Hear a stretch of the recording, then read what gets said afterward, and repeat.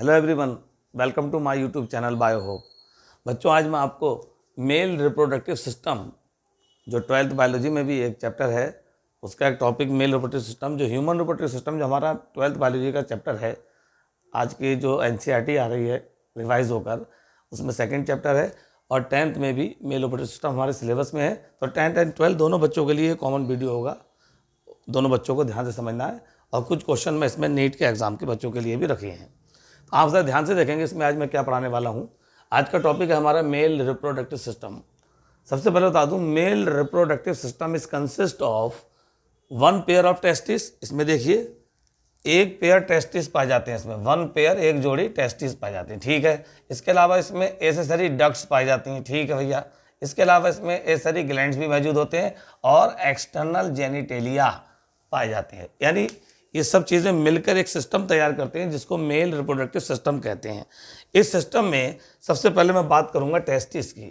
Actually testis जो होते हैं, one pair of testis present होते हैं। ये हमने लेटरल व्यू बनाया हुआ है मेल रिप्रोडक्टिव सिस्टम का। लेटरल मतलब साइड से जो व्यू होता है, एक फ्रंट व्यू होता है, सामने से व्यू दिखाते हैं बॉडी का, एक साइड व्यू होता है जो लेटरल साइड से दिखाते हैं। तो ये लेटरल व्यू बना हुआ है जो 12th और 10th की दोनों NCERT की बुक्स में मेंशन है। आपने देखा होगा इस तरह का एक डायग्राम आपके NCERT में मेंशन है बच्चों। तो टेस्टिस के बारे में बता रहे हैं। सबसे पहले कि चार चीज़ों से मिलकर बना पूरा सिस्टम। वन पेयर टेस्टिस होते हैं, एसेसरी डक्ट्स होती हैं, एसेसरी ग्लैंड्स होती हैं और एक्सटर्नल जेनिटेलिया मौजूद होते हैं, ठीक है। अभी हम बात करेंगे पहले टेस्टिस की। तो human male having the one pair of testis, one pair testis होते हैं, ठीक है बेटा। ये टेस्टिस जो होते हैं ना, प्राइमरी सेक्स ऑर्गन होते हैं। टेस्टिस और ओवरी दोनों ही प्राइमरी सेक्स ऑर्गन है। और टेस्टिस जो होते हैं कहाँ सिचुएटेड रहते हैं? They are situated in the pelvic region. ये पेल्विक रीजन, स्टमक के जस्ट नीचे का हिस्सा एक पेल्विक रीजन होता है हमारा, वहाँ मौजूद रहते हैं, ठीक है। This testis generally situated in the pouch like structure outside the body. Body के बाहर टेस्टिस जो होते हैं आउटसाइड द बॉडी एक पाउच लाइक स्ट्रक्चर में बंद रहते हैं, जिसे स्क्रोटम या स्क्रोटल सैक कहते हैं। एक्चुअली एक बात और बता दूं, टेस्टिस का जो फॉर्मेशन है, the formation of the testis takes place at the development of the 7 month.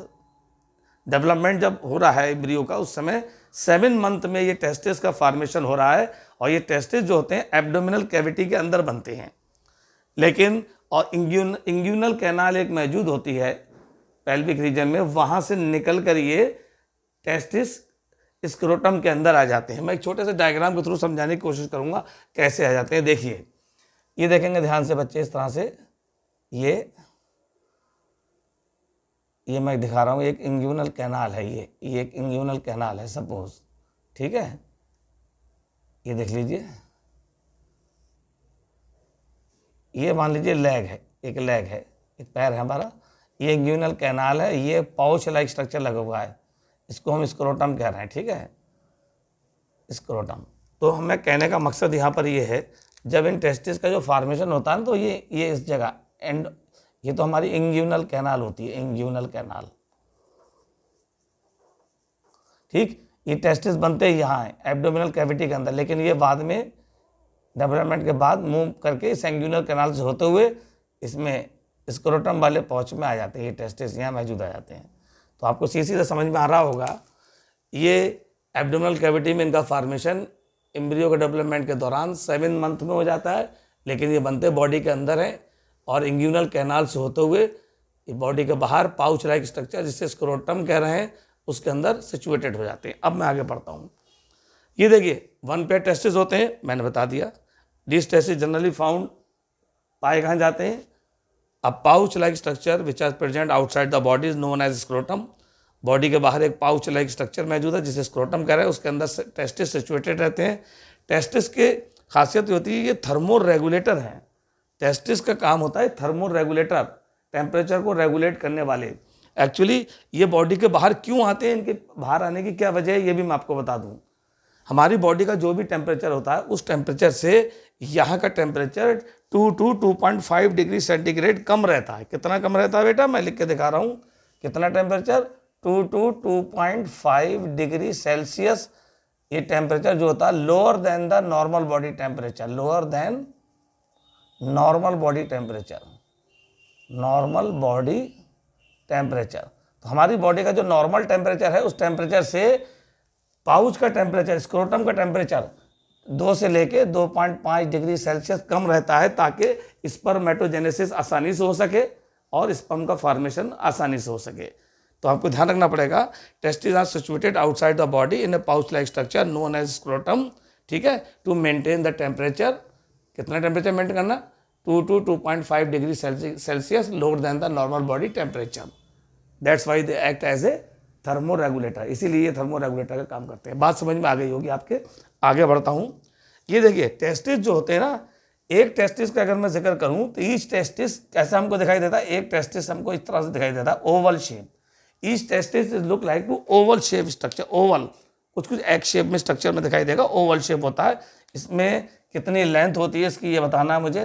The length of the testis, ये लंबाई जो है कितनी है? ये 4 to 5 सेंटीमीटर होती है, ठीक है। और इसकी जो विड्थ होती है, जो इसकी चौड़ाई है, ये विड्थ ये 2 to 3 सेंटीमीटर होती है। ये दो बातें आप याद रखेंगे। ईच टेस्टिस, उसकी लेंथ जो होती है 4 to 5 सेंटीमीटर, और जो उसकी चौड़ाई है विड्थ 2 to 3 सेंटीमीटर होती है। एक बात और आपको याद रखना है, ईच टेस्टिस हैविंग, हर टेस्टिस के अंदर नियर अबाउट 250 कंपार्टमेंट पाए जाते हैं। Compartment, each testis having 250 near about 250 compartment, that is commonly called testicular lobule. इनको हम टेस्टिकुलर लोब्यूल भी कहते हैं। टेस्टिकुलर लोब्यूल का नाम दिया गया इन कंपार्टमेंट को, ठीक है, टेस्टिकुलर लोब्यूल, ठीक है, ध्यान करिएगा। ईच टेस्टिकुलर लोब्यूल हैविंग, कितने होते हैं इसमें?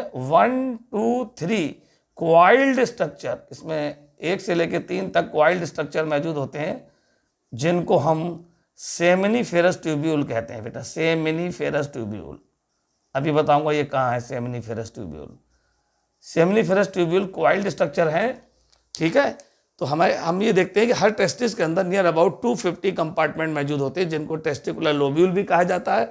और ईच टेस्टिकुलर लोब्यूल में या ईच कंपार्टमेंट में near about 1 to 3 coiled structure, मुड़े हुए छल्लेदार लच्छेदार स्ट्रक्चर, अभी यहाँ दिखाऊंगा, बने हुए हैं, दिखाई दे रहा है आपको यहाँ।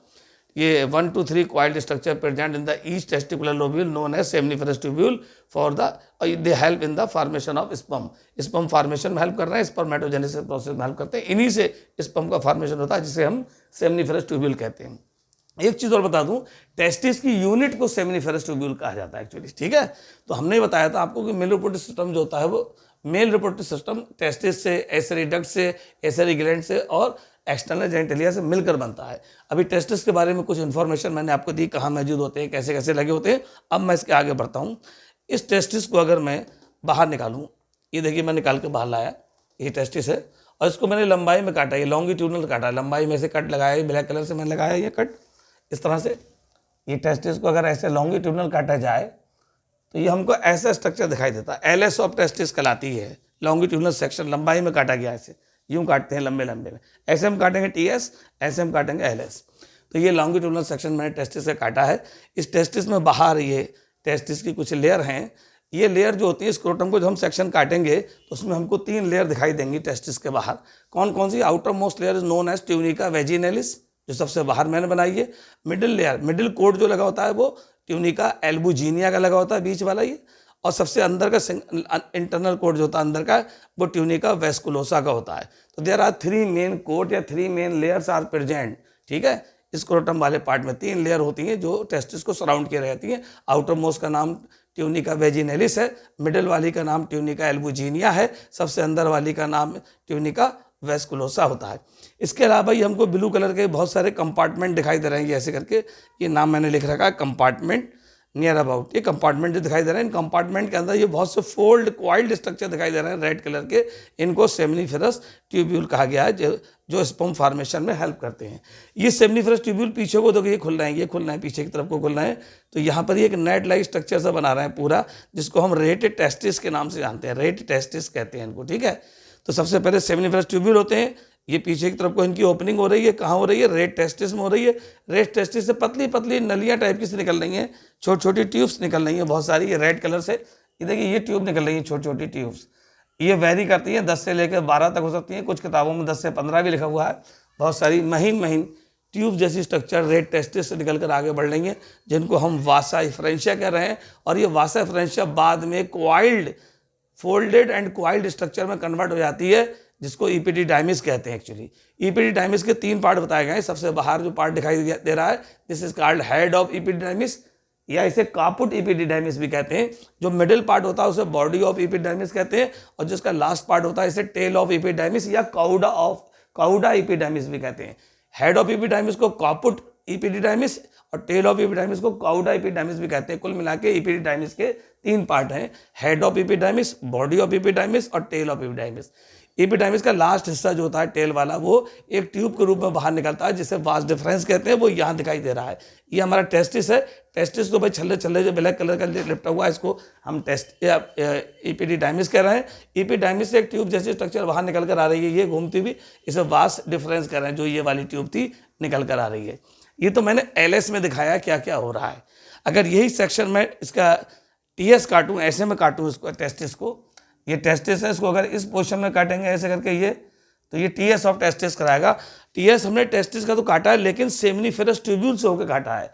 मैं पहले बताया आपको टेस्टिस की यूनिट को सेमिनिफेरस ट्यूब्यूल कहते हैं। जैसे हमारी बॉडी की यूनिट सेल होती है, इस मकान की यूनिट अगर हम बात करें तो सिंगल ईंट होती है, ब्रिक, ऐसी टेस्टिस की भी यूनिट होती है, उसको हम सेमिनिफेरस ट्यूब्यूल कहते हैं। तो ये एक सेमिनिफेरस ट्यूब्यूल का डायग्राम बना हुआ है, एक ये बनी हुई है सेमिनिफेरस ट्यूब्यूल, पूरी मैंने डिस्क्राइब कर दी है, और बाकी एक यहाँ होगी, एक सेमिनिफेरस ट्यूब्यूल ये होगी, एक सेमिनिफेरस ट्यूब्यूल ये होगी, एक ये होगी। ये थोड़े थोड़े पीस मैंने सेमिनिफेरस ट्यूब्यूल के बाहर बना के दिखा दिए हैं। तो 1 2 3 4 ये सब सेमिनिफेरस ट्यूब्यूल है, लेकिन बीच में मैंने एक पूरा सेमिनिफेरस ट्यूब्यूल का डायग्राम मतलब बनाया है। आप ध्यान से देख सकते हैं इसको। किसी भी सेमिनिफेरस ट्यूब्यूल में अगर हम देखें तो सबसे बाहर की तरफ जो लेयर लगी होती है उसे जर्मिनल एपिथेलियम कहते हैं। ये हमने टीएस टेस्टिस काटा है through seminiferous tubule. 12th board में ऐसा क्वेश्चन आता है, ड्रा द लेवल diagram of TS of testis through seminiferous tubule, यानी टेस्टिस का टीएस काटिए सेमिनिफेरस ट्यूब्यूल से होकर। एनसीईआरटी में बना हुआ है डायग्राम, मैंने सिंगल एक सेमिनिफेरस ट्यूब्यूल बना के दिखा दिया। आप बोर्ड में इतना ही दिखा सकते हैं बना के, फुल मार्क्स मिलेंगे। तो आप देखिए यहाँ पर एक सेमिनिफेरस ट्यूब्यूल को हम काटेंगे, सबसे बाहर की जो लेयर हमको दिखाई दे रही है that is called germinal epithelium, सबसे बाहर की लेयर जर्मिनल एपिथेलियम। अब जर्मिनल एपिथेलियम सेल में जब डिवीजन शुरू होते हैं तो सबसे पहले एक लेयर का फॉर्मेशन हो रहा है चारों तरफ, जो ब्लैक कलर से मैंने बनाई है, इसको हम स्पर्मेटोगोनिया कहते हैं, जो डिप्लॉइड सेल्स होती हैं, ठीक है। अब इनमें जब स्पर्मेटोगोनिया सेल में जब डिवीजन होगा, ये डिवाइड होकर प्राइमरी स्पर्मेटोसाइड, ये रेड कलर से मैंने बनाई है, इनका फॉर्मेशन करती है, ये भी डिप्लॉइड सेल हैं। प्राइमरी स्पर्मेटोसाइड डिवाइड होकर फिर ये सेकेंडरी स्पर्मेटोसाइड बनाएंगे, ब्लू कलर से बनाएंगे, ठीक है, ये बनाएंगे। और ये फाइनली सेकेंडरी स्पर्मेटोसाइड में डिवीजन होता है, मियोसिस के बाद यहाँ स्पर्मेटेड बन जाते हैं जो हैप्लॉइड होते हैं। तो सबसे पहले क्या क्या हमने देखा, जर्मिनल एपिथेलियम सेल सबसे बाहर थी सेमिनिफेरस ट्यूब्यूल में, ये डिवाइड होकर पहले सबसे पहले डिप्लॉइड स्पर्मेटोगोनिया बना रही है। डिप्लॉइड स्पर्मेटोगोनिया में डिवीजन होते हैं primary spermatocyte, then secondary spermatocyte बन जाते हैं। सेकेंडरी स्पर्मेटोसाइड मियोसिस के बाद फाइनली हैप्लॉइड स्पर्मेटिड्स का फॉर्मेशन कर लेते हैं। और ये हैप्लॉइड स्पर्मेटिड जो होते हैं मेटामॉर्फोसिस प्रोसेस के थ्रू फाइनली स्पर्म या स्पर्मेटोजोआ बनाते हैं, जो हैप्लॉइड स्ट्रक्चर होते हैं। इसके अलावा और क्या क्या इंपॉर्टेंट क्वेश्चन है जो यहाँ से निकल सकते हैं। Yes, testis through the seminiferous tubule, इस वाले सेक्शन को काटेंगे तो 2 क्वेश्चन और बहुत इंपॉर्टेंट है। आपको ये लंबी लंबी बीच बीच में सेल दिखाई दे रही हैं, ये जगह जगह, इनको बोलते हैं बेटा सर्तोली सेल। सर्तोली सेल का फंक्शन पूछा जाता है, what are the function of Sertoli cell, what is the function of Sertoli cell. आप गौर करिए, सर्तोली सेल जो हैं, स्पर्म के हेड इन्हीं सर्तोली सेल से चिपके हुए हैं, नजर आ रहे हैं आपको।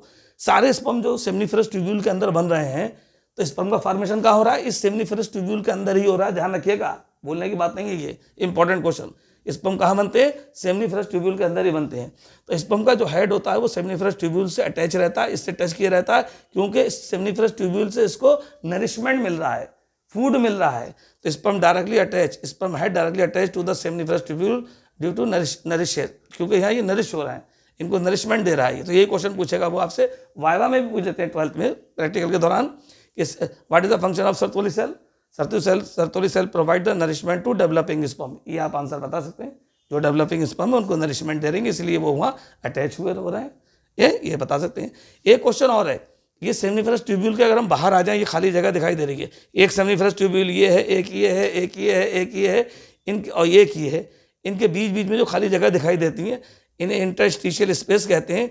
इन इंटरस्टिशियल स्पेस में जगह जगह इस सेल्स के ग्रुप्स हमको दिखाई दे रहे हैं।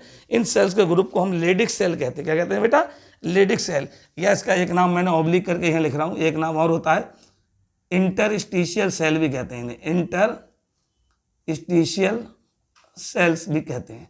ये इंटरस्टिशियल सेल्स क्या काम करती हैं, इंटरस्टिशियल सेल्स क्या काम करती हैं, सुनो। They secrete and synthesise the male hormone, these cells secrete and synthesise, ये सिक्रीट भी करेंगी एंड सिंथेसाइज भी करेंगी। किस चीज़ को सिक्रीट और सिंथेसाइज कर रही हैं? These cells secrete and synthesise the male hormone, ये मेल हार्मोन को सिक्रीट भी कर रही हैं, सिंथेसाइज भी कर रही हैं। उस मेल हार्मोन का नाम मैंने आपको बताना है एंड्रोजन। क्या नाम होता है बेटा? ये ग्रुप है पूरा हार्मोन, जिसका एक हार्मोन का नाम है ब्रैकेट में दे रहा हूं, टेस्टोस्टेरॉन भी कहते हैं, टेस्टोस्टेरॉन। एंड्रोजन या टेस्टोस्टेरॉन भी आप लिख दोगे तो अभी नंबर फुल मिलेंगे आपको, ठीक है। तो लेडिक सेल आर प्रेजेंट, ये कहाँ होते हैं? इंटरस्टिशियल जो स्पेस दिखाई दे रहा है, ये सेमिनिफरस ट्यूब्यूल्स के जो बीच के जो स्पेसेस है उन्हें इंटरस्टिशियल स्पेस कहते हैं। In between the interstitial space या between the seminiferous tubule the group of cells are present, they are known as Leydig cells या इंटरस्टिशियल सेल। ये इंटरस्टिशियल सेल या Leydig cell secrete synthesise the male hormone known as androgen. Important question है ये, androgen 12th की biology की book में NCERT में लिखा हुआ है। एंड्रोजन तो ग्रुप ऑफ हार्मोन है और एक हार्मोन जो हमारी बॉडी में सिक्रीट होता है वो टेस्टोस्टेरोन है, ठीक है। तो टेस्टोस्टेरोन सिक्रीट होता है, दिस टेस्टोस्टेरोन जब हमारी बॉडी में सिक्रीट होता है दे डेवलप, ये हमारी बॉडी में क्या डेवलप करता है? Secondary sexual character. ये हमारी बॉडी में सेकेंडरी सेक्सुअल कैरेक्टर डेवलप करता है। ध्यान रखिएगा, क्या होते हैं सेकेंडरी सेक्सुअल कैरेक्टर्स हमारी बॉडी में? जैसे हमारी बॉडी में जब ये हार्मोन बनना शुरू हो जाता है, मेल बॉडी में इसका सिक्रीशन शुरू हो जाता है तो हमारी बॉडी में कुछ नए कैरेक्टर अपीयर होने लगते हैं, दिखाई देने लगते हैं, जैसे दाढ़ी मूंछों का निकलना, ठीक है, शोल्डर को थोड़ा ब्रॉडनिंग होना। तो ये सेकेंडरी सेक्सुअल कैरेक्टर हैं जो बाद में डेवलप होते हैं बॉडी के अंदर। किसकी वजह से डेवलप होते हैं? एंड्रोजन की वजह से। कहाँ से आया ये? लेडिक सेल से। लेडिक सेल कहाँ थी? ये हमारी जो पूरा जो स्ट्रक्चर है सेमिनिफरस ट्यूब्यूल है, इसके बाहर या सेमिनिफरस ट्यूब्यूल के बीच में इंटरस्टिशियल स्पेस में बहुत सारे सेल के ग्रुप होते हैं जिन्हें लेडिक सेल या इंटरस्टिशियल सेल कहते हैं। These cells secrete and synthesize the male hormone called androgen या testosterone. These hormones develop the secondary sexual character in human body. आपकी समझ में आ रहा होगा, ये चीज़ समझ में आई होगी। इंपॉर्टेंट क्वेश्चन मैं एक बार फिर से पॉइंट आउट कर दूं। ये डायग्राम हमने जो ये डायग्राम आपको बोर्ड पे बने दिखाई दे रहे हैं, हमने एक लाइव वीडियो बेटा इसका बनाया था मेल रिप्रोडक्टिव सिस्टम का, हमारे चैनल पर आपको मिल जाएगा, बायो होप पर जाकर आप देख सकते हैं लाइव वीडियो। एक एक डायग्राम मैंने लाइव बनाया है इसमें, ठीक है। तीनों डायग्राम लाइव कैसे बनाए जाते हैं आप मेरे चैनल पे जो वीडियो पड़ा हुआ है मेल रिप्रोडक्टिव सिस्टम का, उसको जाके देख सकते हैं पूरा वीडियो, आपको अच्छे से ये डायग्राम समझ में आ जाएगा। जो क्वेश्चन जो आते हैं जो हमारे बोर्ड में बनते हैं, अभी तक जो चीज़ें मैंने बोली वो कहाँ से निकलते हैं? ये टेस्ट में कितने कंपार्टमेंट होते हैं, एक क्वेश्चन नीट में निकलता है, ये 250 compartment, important question, 5 star question, 250 compartment present. कभी कभी जो एनसीईआरटी का पेपर आया है या पिछले जो नीट के एग्जाम में देखा गया है कि कहीं कहीं आंसर जो होता है 250 to 300 भी दिया होता है। तो हमें ये देखना है कभी कभी एग्जैक्ट संख्या ना लिख के उसके आसपास की जो संख्या जो सबसे ज़्यादा मिल रही हो संख्या से, नियर बाई हो संख्या के, उसमें टिक लगाना होता है। कभी कभी कई बार ऐसा 200 से 300 तक लिखा होता है या 250 से 300 तक लिखा होता है और आसपास कोई संख्या नहीं है तो हम उसी पे टिक लगाएंगे। जनरली 250 कंपार्टमेंट होते हैं जिन्हें टेस्टिकुलर लोब्यूल कहते हैं और हर टेस्टिकुलर लोब्यूल में 1 से लेकर 3 तक क्वाइल्ड स्ट्रक्चर, ये क्वाइल्ड स्ट्रक्चर दिखाई देंगे जिन्हें सेमिनिफरस ट्यूब्यूल कहते हैं और इन्हीं के अंदर स्पर्म का फॉर्मेशन होता है, उस प्रोसेस को स्पर्मेटोजेनेसिस कहते हैं।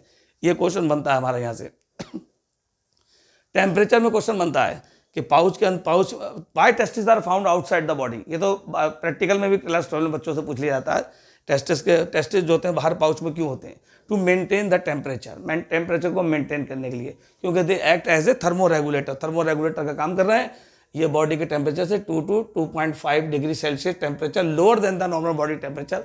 हमारी बॉडी का टेम्परेचर जैसे 37 है suppose degree Celsius, 37 degree Celsius, तो यहाँ का टेम्परेचर 35 होगा या 34.2 होगा, 34.5 होगा या 35 होगा, यानी 2 या 2.5 डिग्री सेल्सियस कम, ताकि स्पर्म का फॉर्मेशन हो सके। क्योंकि जितना बॉडी का टेम्परेचर है उतना ही टेम्परेचर अगर यहाँ मिल गया तो स्पर्म का फॉर्मेशन नहीं होगा। स्पर्मेटोजेनेसिस प्रोसेस होने के लिए, स्पर्म का फॉर्मेशन होने के लिए ये ज़रूरी है कि बॉडी के टेम्परेचर से 2 से 2.5 डिग्री सेंटीग्रेड, 2 से 2.5 डिग्री सेल्सियस टेम्परेचर कम हो, तभी स्पर्मेटोजेनेसिस हो पाएगी और स्पर्म का फॉर्मेशन हो पाएगा।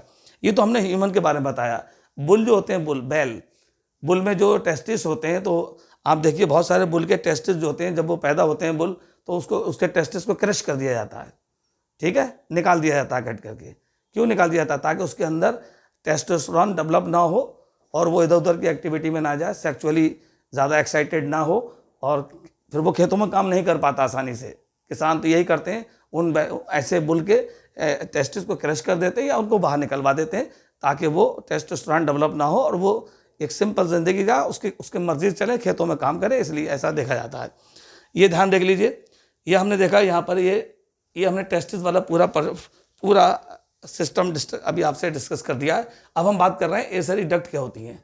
एसरी डक्ट्स में हम 3 चीज़ों को पढ़ेंगे बेटा, मतलब कई चीज़ें हैं ऐसी से एसरी डक्ट्स में जो हमें डायग्राम में दिखाई दे रही हैं। हम ये देख लो बेटा, इसमें कौन कौन चीज़ें हमको एसरी डक्ट्स के फॉर्म में दिखाई देती हैं।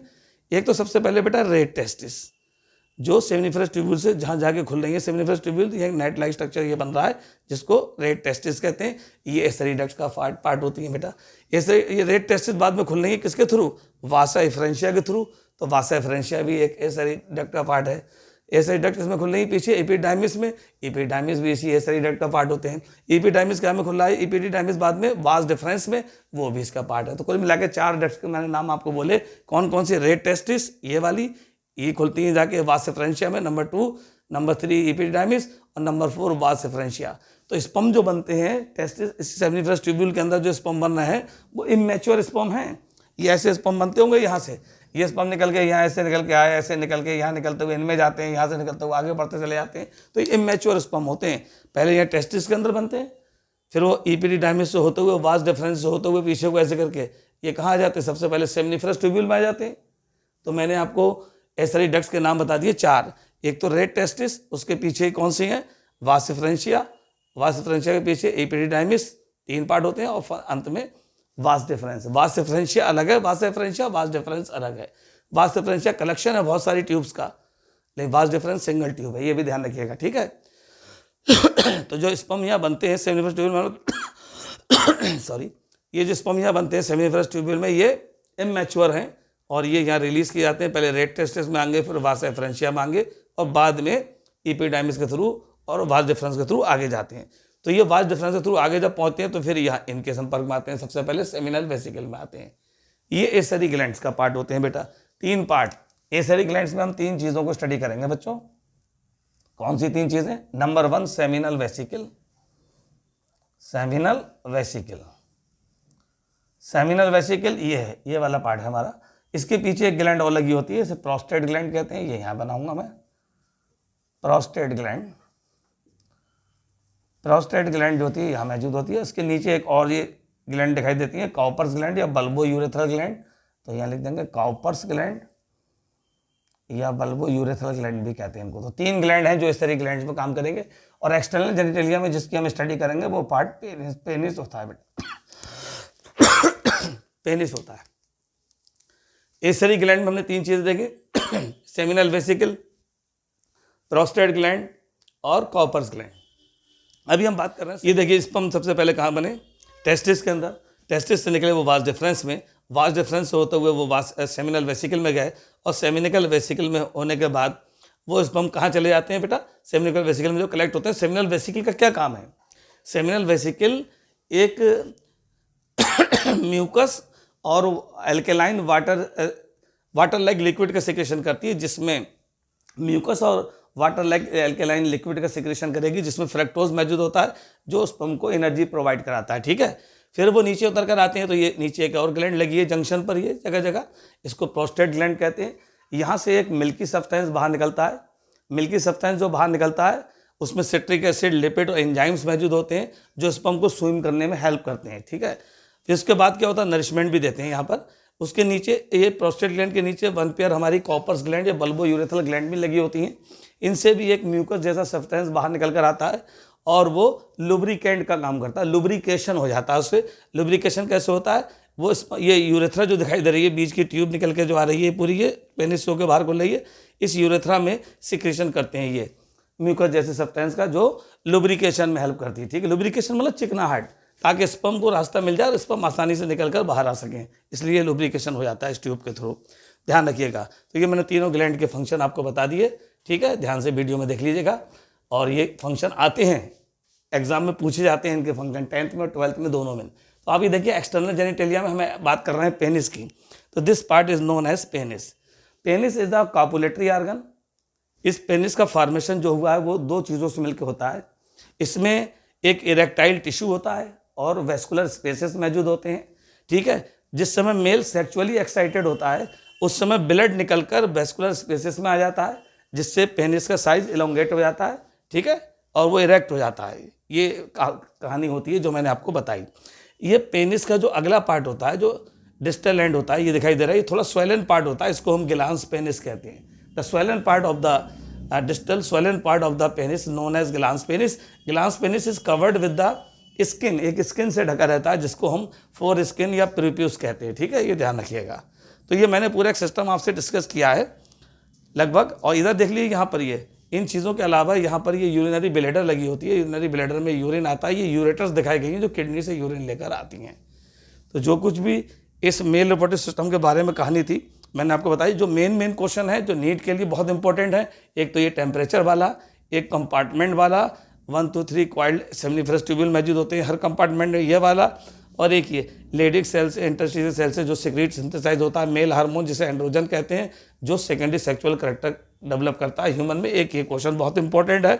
इसके अलावा एक सर्तोली सेल वाला क्वेश्चन, सर्तोली सेल का function, it provide the nourishment to the developing sperm, एक ये क्वेश्चन बहुत इंपॉर्टेंट होता है। बाकी इन 3 लेयर्स के नाम याद रखना जो टेस्टिस के चारों तरफ है। आउटर मोस्ट लेयर ट्यूनिका वेजिनलिस होती है, मिडल वाली ट्यूनिका एल्बुजिनिया होती है, और सबसे अंदर वाली ट्यूनिका वेस्कुलोसा होती है। ये हमको ध्यान रखना है, ठीक है। बाकी इंग्यूनल कैनाल से कैसे निकल कर आते हैं मैंने आपको बताया टेस्टिस पाउच के अंदर, ठीक। उम्मीद करता हूँ ये वीडियो बेटा आपके बहुत समझ में आया होगा। और ये वीडियो अगर आपको अच्छा लगा है तो मेरे वीडियो को लाइक कीजिए, मेरे चैनल को बेटा सब्सक्राइब कीजिए और बेल आइकन का बटन दबाइए। जय हिंद।